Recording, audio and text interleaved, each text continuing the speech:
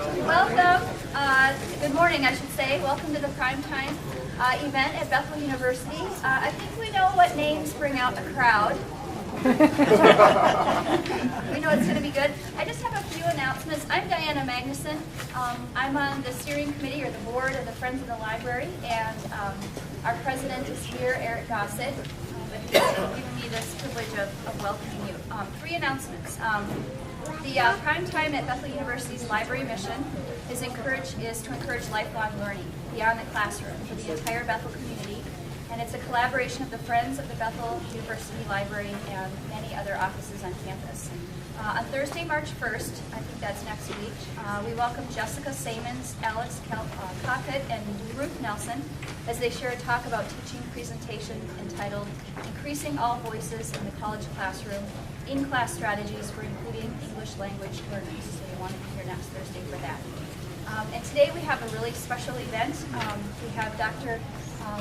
Jim Johnson, James E. Johnson, Esquire, is here with us, and Dr. G.W. Carlson, and they're going to share memories and stories of doing history, and it's just really special to me. I feel kind of emotional because these two men have been so instrumental in shaping me as a person, as an historian, as a lifelong learner, and I'm really excited that they agreed to come and share with us today. So welcome them.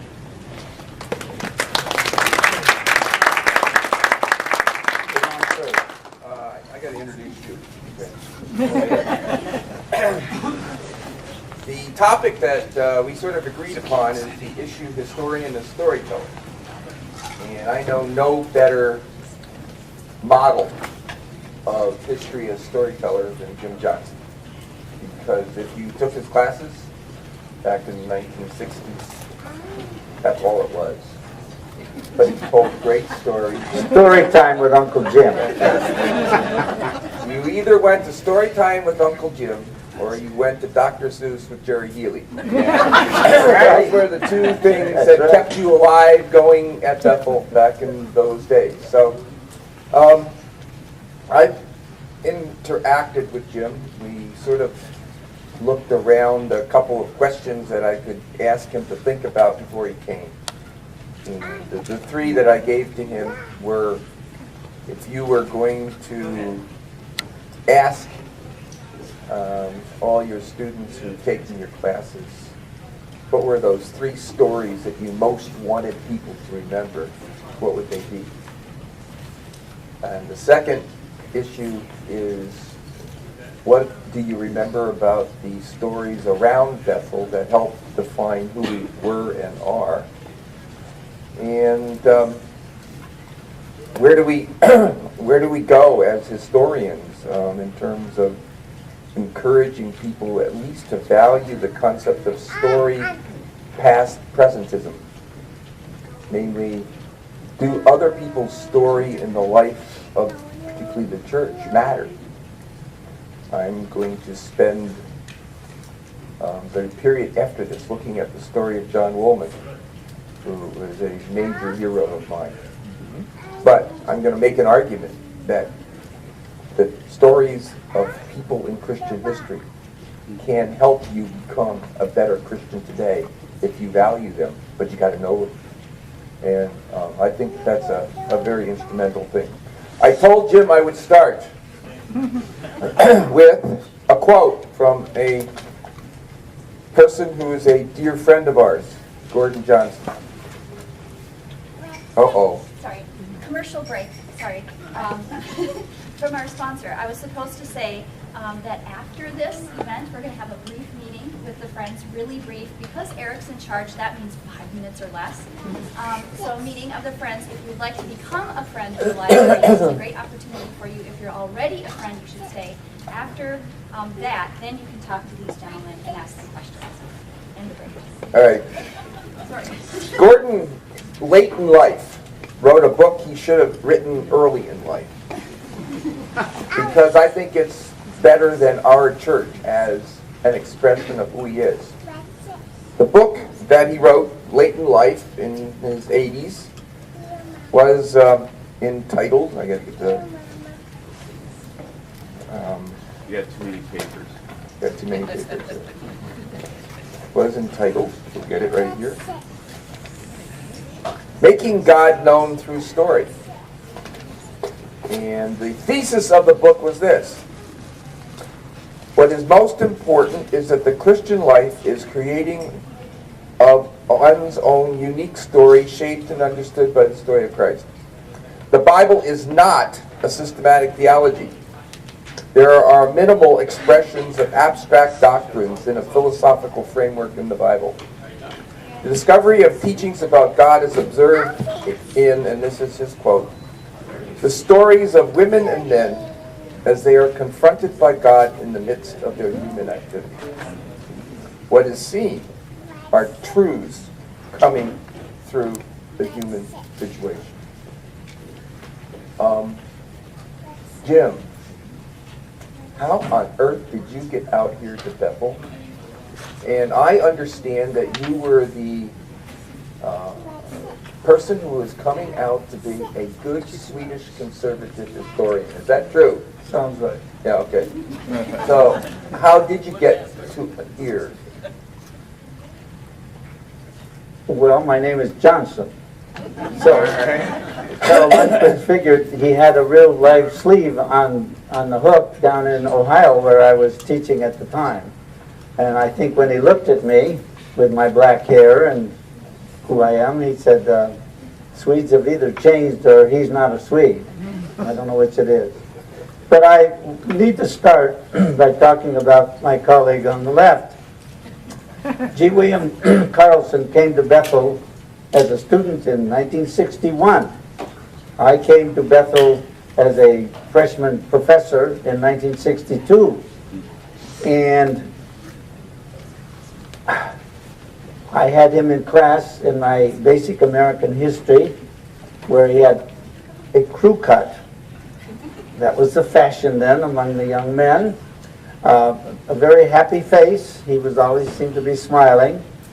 And I found out later that he was a dedicated conservative, because while taking my class on American history, I assigned papers, and his paper was entitled, my memory is short now, but I'm close, The Communist Menace in America, and what we must do about it. I read the paper carefully. As I recall, he got a good grade on the paper because it was well organized and well written. But I put a note at the bottom, we need to talk about this, which we did. And then Dalton talked to him too, and I think between my own talking to him and Dalton's talking to him, he's sitting today on my left because I think he's more liberal now than I was. Now I'm an old guy, I can't define myself as anything anymore. But G. William graduated in 1965 from Bethel and went over to Sibley High School to teach. And Dalton and I talked about him quite a bit. And we said he really ought to be back here on staff at Bethel because he's got some very good ideas that should be communicated to the students. And so the way things work in life, I had a friend at the university named Theo Stavru, who runs the Department of Modern Greek Studies, but also was a professor of Russian history. I introduced Bill to Theo Stavru, and they linked up together. Theo became his mentor for his doctoral dissertation, and a good lifelong friend as well. He's a good friend of mine. And so that's how Bill entered into the Bethel teaching department, and he's still a member of the history department, and I've been saying to him for years, that he should retire, because Dalton and I hired him. And it makes me feel old each time I come over here and see G. William as a senior professor. Well, he agreed finally he's going to retire this spring, and I'm glad. All right. Do you want me to start on stories now, or do you have more to say? No, I have nothing to say. I'm leaving it all to you. Woo. Well, one of my favorite stories in American history that I've used I think every year I taught at Bethel. Any of you who took American history from me perhaps will remember this. When we got to the date in December for Pearl Harbor Day, December 7th, I always told a story. December 7th was my father's birthday. And on December 7, 1941, my oldest brother, who was in the United States Navy and on a destroyer that was taking British merchant vessels from Boston up to Iceland, then the British Navy would take over and get them down through the Nazi submarines to the British Isles. And my brother got a weekend pass, and he and a friend of his drove from Boston down to the little town I grew up in, south of Syracuse, near the Pennsylvania border. I'm not telling a story, this is true, named Johnson City. It was named for Endicott Johnson shoes. Our family were poor white trash, so they wouldn't name that anything after us.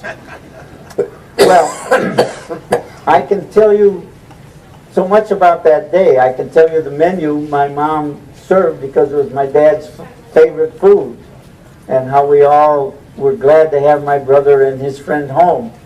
And when we finished the dinner and had sort of birthdayed my dad, we were all getting up to go to, this is a small house I grew up in. My parents had 8 children, and there was never room in the house I grew up in for any of them, but we made do.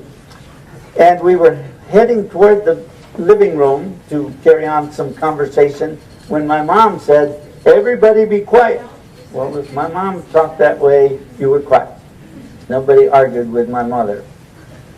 She said, "Listen to the radio." Well, I thought we were going to listen to her favorite comedian who was always on Sunday, named Eddie Cantor. He would sing a song that she loved, "I love to spend each Sunday with you." And I said, well, we're going to hear Eddie Cantor. No, it was Walter Winchell. And he announced to all of us that the Japanese had just attacked our forces at Pearl Harbor, and we were at war with the Empire of Japan. The story gets sad as I continue it, because my brother and his friend headed back to Boston, drove as fast as they could to get there, but the Secretary of the Navy had already ordered all naval vessels out of their ports and out into the open ocean as a safety precaution against sabotage or whatever. So my brother and his friend were sent down to Newport, Rhode Island, where they were assigned to a brand new light cruiser that had just been commissioned called the USS Juneau. And this is where the story gets sad, because the Juneau went through the Panama Canal into the Pacific Theater, and we never saw my brother again, because on November 13, 1942, there had been a night battle that my brother's ship had participated in when the Japanese were trying to reinforce their forces on Guadalcanal. We had 13 vessels that went in, the heaviest being a heavy cruiser, because our battleships were still being repaired in Pearl Harbor and weren't ready for duty. The next morning, there were only 5 of our vessels left. One of them, my brother's ship, the USS Juneau. And they headed out away from Guadalcanal, and they were heading to New Guinea to have repairs made and get themselves battle ready to go back and fight some more. But while they were streaming past Guadalcanal, a Japanese submarine was lurking over in the side area, and they fired a torpedo intending to hit the only heavy cruiser, the USS Indianapolis, but the torpedo somehow malfunctioned and went deep. And when it came out back up shallow, it hit my brother's ship amidships, and it just imploded like the Arizona did at Pearl Harbor. And down it went. And my mother went to her grave, and this was part of my story to my students, because it's personal for me. My mother went to her grave thinking my brother was in a military hospital somewhere suffering from amnesia, and nobody knew who he was or why he was there. The old historian here, Jim, had done some research on this, and I knew she was wrong.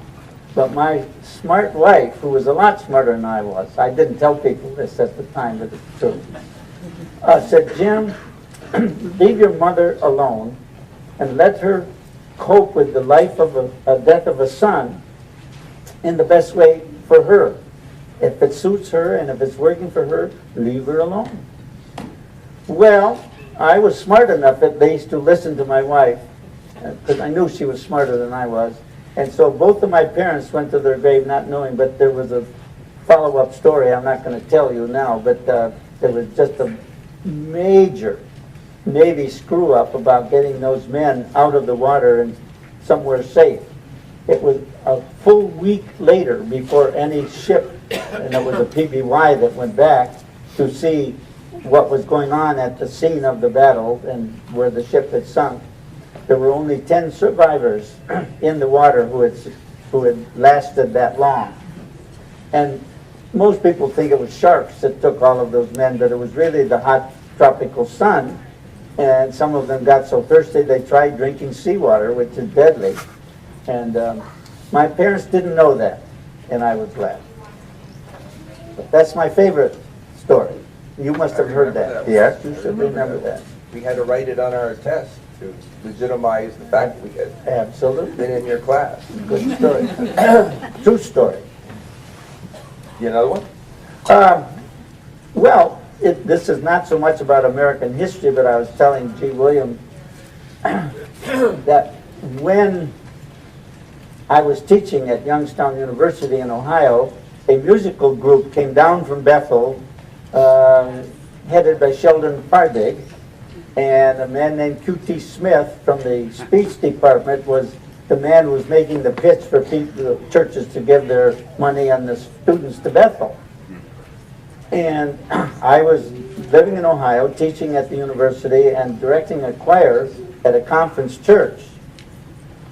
But I went to this concert because it sounded interesting to me, and I didn't know anything about a school called Bethel College. But it was a very good concert, and I went up afterwards and introduced myself and had a good conversation with Sheldon and Q.T. Smith.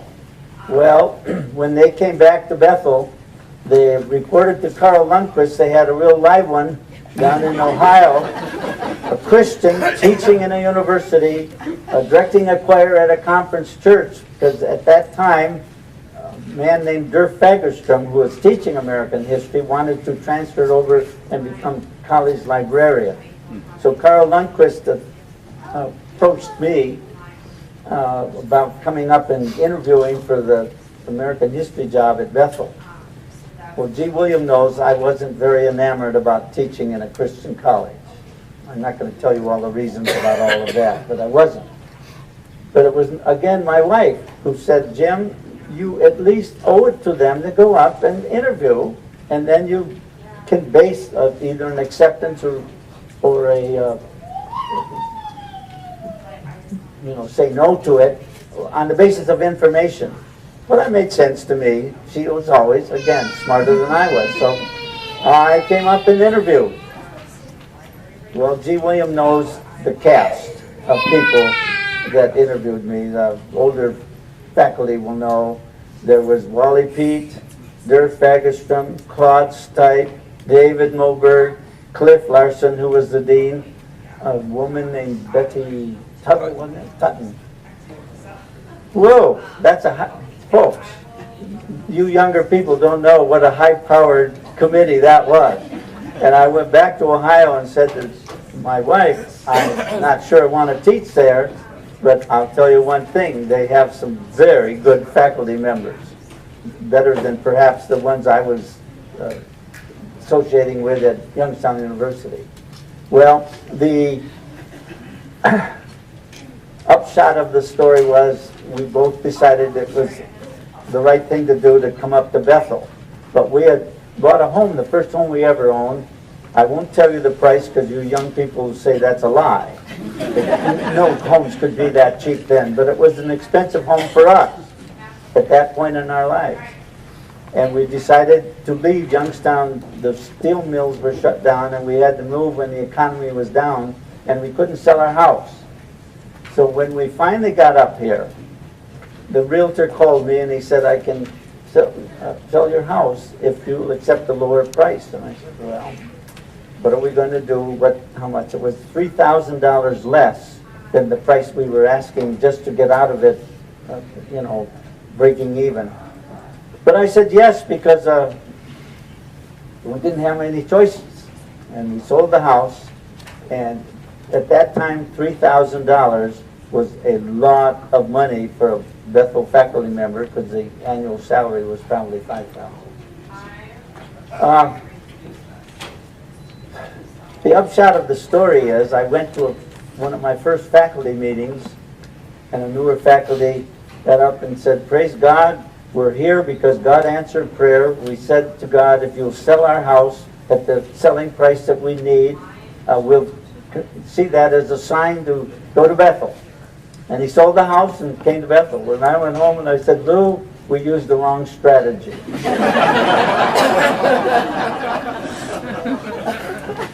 One of the things that I think is interesting is the longer you're here, the more you teach intergenerational relationships. Yeah. So I began teaching children of people I went to school with.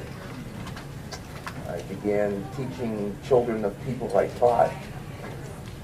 And I may, if I stood around longer, do children of the children of the children I taught. But we may not have much to say. But I want to tell a story, and then I want Jim to tell a story he kept from me his entire career here at Bethel. And I'm angry at that. So he's going to tell you that story, and I'm going to introduce it. All right? All right. One of my early colleagues, in terms of students, was a young man by the name of Peter Franson. Peter was an absolutely wonderful student, not necessarily a really disciplined, bright scholar. Peter and his friend Erickson had their 2 kids here, and their kids are redefining their family's academic legitimacy. Because the parents didn't do that when they were here. But one of the things that Peter did in retirement, or after he did it, was to do something that was really fascinating he got involved with. And that was, he became a caretaker for Murray Warmath. Only some people know who Murray Warmath was. I know. He was the former football coach at the University of Minnesota, who made an intentional decision to go south and recruit African-American folks and football players from the south, and was one of the earliest to integrate intentionally the university system of playing football. So that when Murray Warmath was in his latter years, these kids honored what he had done for their lives, and often held events to honor him as he was in his later stages. Peter tragically died, about a year ago? Last fall. Pat was in my class, his son, and so I went to the funeral. And there was one row of African American people at this funeral in an all-white church. And I said, interesting. Because they came there to honor Peter, who had honored their coach. And I told Jim this story, and he told me he had been sinning greatly this last month because he believed that it was okay for retirees to spend a few weeks in Hawaii during the winter, but to be with his kids. And while they were there, they watched a movie that touched his heart called The Ernie Davis Story. Now, not many people know who Ernie Davis was, but Jim does, and he never told me the story. I get kind of emotional when I'm thinking about this. I was a graduate assistant at Syracuse University where I was working on my PhD, but I put my name on the list to tutor athletes because I needed money badly. I had 2 children, and my wife was working in an office, but she was probably making $1 an hour at that time. And we were having difficulty paying our bills. So I wanted to tutor because they'd pay me $5 an hour to tutor an athlete. And about 2 hours of tutoring would take care of our groceries for a week. So I wanted to be high on their list. There are 2 athletes I got to know well at Syracuse who were African Americans. One was Jim Brown, that you've all probably heard about, a battering ram fullback that was All-American while he was there. The next was a young man from Elmira Free Academy named Ernie Davis. I'll tell you my part of the Ernie Davis story, and then it fits in with what Bill just told you, that I was in Hawaii. You know, it's a dirty job when parents have to go visit their kids, but you do it for their sake. And I was there. And unbeknownst to me, my son knew that I was interested in the Ernie Davis movie, and he had gotten a copy of it. So when I was over to his condo with my daughter and her husband, the 5 of us sat down and watched the Ernie Davis story. And I must tell you, I shed genuine tears because I remembered my Syracuse days when they assigned me a young man named Ernie Davis to tutor in American history. And then came this tall, very good-looking young man, so polite it embarrassed me. He called me Mr. Johnson. I don't know if anybody's ever called me Mr. Johnson, but he did. I said, Ernie, my name's Jim. Yes, Mr. Johnson. That was it. Well, I tutored him. He needed tutoring, and we got him through American history, so he got a passing grade because the Syracuse coach, Ben Schwartzwalder, was kind of a drill sergeant. He would take your head off if any athlete was academically endangered. So I made sure. Jim Brown was a good student on his own, but Ernie Davis needed help. Well, when I came out to Ohio where I was teaching, I read about Ernie Davis getting the Heisman Trophy while playing at Syracuse. He was the franchise, and he was drafted by the Cleveland Browns, and you would have had, for you football nuts, you would have had a backfield with Otto Graham at quarterback, Jim Brown at fullback, and Ernie Davis at tailback. And the reason I get teary-eyed about this is right at that time, Ernie Davis was diagnosed with leukemia. And before he ever could play a game with the Cleveland Browns, he died. And I shed very bitter tears about that because he was such a beautiful man and was such a great talent, and removed in that way from the football scene. So that's my part in G. Williams' story. I had a part in Ernie Davis's life which I treasure. I remember the one line that was interesting. You tried to, as a tutor, inform Mr. Davis that he needed to concentrate on this because it is important. Yeah. And your faculty member came by. Remember? Want to finish my story, or you gonna let me hang? I'll finish it. Okay. Well, this was a friend of mine. Actually, it was another graduate assistant named Sam Ham. The little town I grew up in, I had never, ever encountered any meetings of any kind with Jewish people or with blacks. It was a little town with about 16,000 people, and that was not a part of my upbringing. And my friend Sam Ham, who educated me while I was at Syracuse and what the Jewish community was all about, he was a secular Jew. He said, Ernie, what he's saying is he can't give you the answers for the test that's coming up. That would be immoral and not ethical. What he's saying is this is important. Do you understand that? Ernie said, yes, Mr. Hand. So he was calling both of us Mr. He got the message and he passed the exam. Okay, there we go. End of the story. Happy ending. I had the joy of interacting with a significant number of fantastic historians. And I'm going to tell a story that's part of what I learned from you and Wally P. And that is, why do the Baptists care about religious liberty? Now, you forced me to study Roger Williams and say, learn this guy because Baptists are important. Well, I also learned that if it weren't for the Baptists, the First Amendment wouldn't be in the Constitution. Because it was the Baptists who told James Madison that unless you put that into the Constitution, we ain't supporting you, and you're in trouble. And Madison listened and partly put the First Amendment in the Constitution. Now, why do Baptists get concerned about that? Well, there is a story. Story of the Baptist General Conference.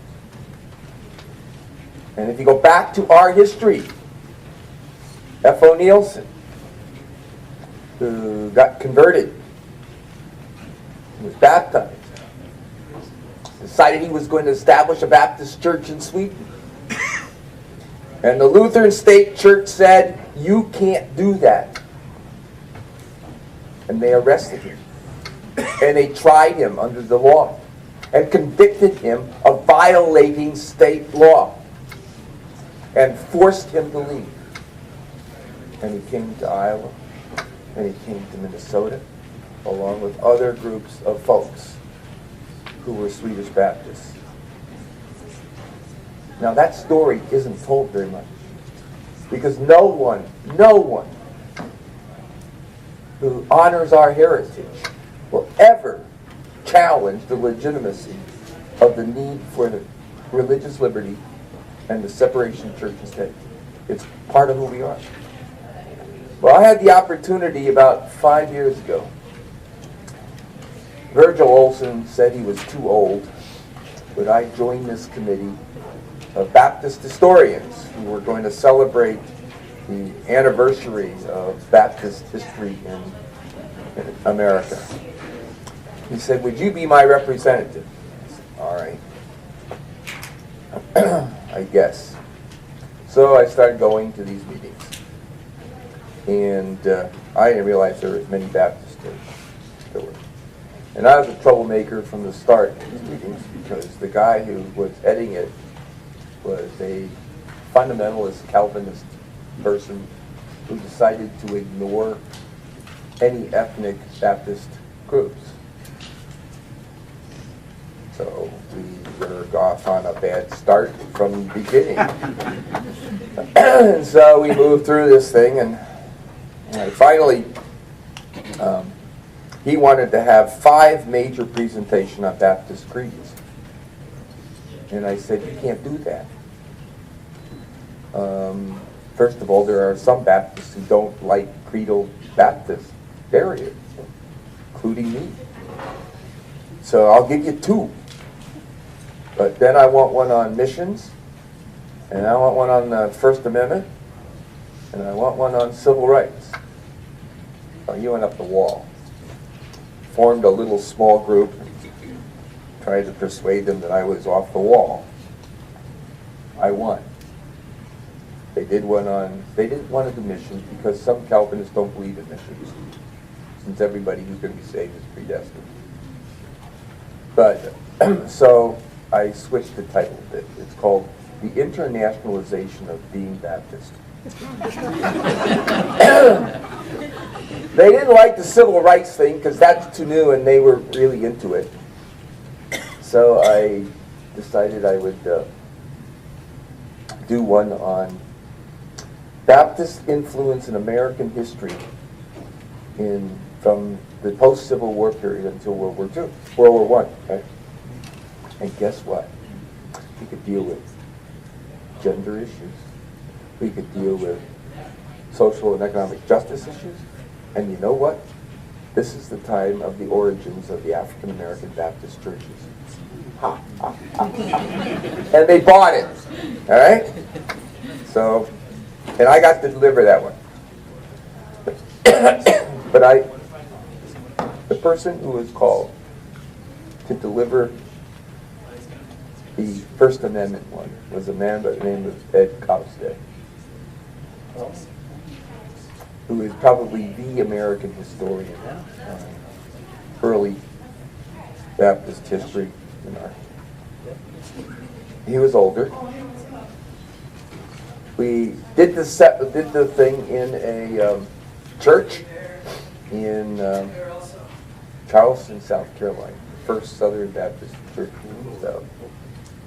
And they had one of these pulpits that you wound up a stairway and you got into this thing up there. And you did any reckless abandon up there preaching, you could fall. I mean, it was a dangerous phenomenon. This was Ed's probably last major presentation before he died or became ill. And he wandered slowly up and got up and gave his address. And an impassioned 87-year-old, I believe that's what he was, leaned over the pulpit and he said, if you Baptists don't care about the First Amendment, who will? Yeah. And if you Baptists who understand its history don't tell its story, who will? Do we really want to be a denomination that forgets a core component of its heritage? And sat down, climbed slowly down those stairs. And I came to the hotel afterwards and I said, I can't ignore his request any longer. What do we do in a denomination that wants to argue that its Baptist history is irrelevant? How do we keep it alive? Anyway, so Jim taught me to value religious history and church history and told us all sorts of stories, and I think you're done. We're done. Well, almost. Thanks. You want to got to let me mention this. Okay. My wife got interested in history when I explained to her how important the Mennonites are in American culture and world civilization. And when she was in the advanced stages of Parkinson's disease, she decided to write a history of her mother's family, the Mennonites. Now, Jean Christian, who taught organ here at Bethel, was her genealogist specialist. I helped do the research and wrote the stuff, but this was the result of the family history that my wife did when things were bad for her physically.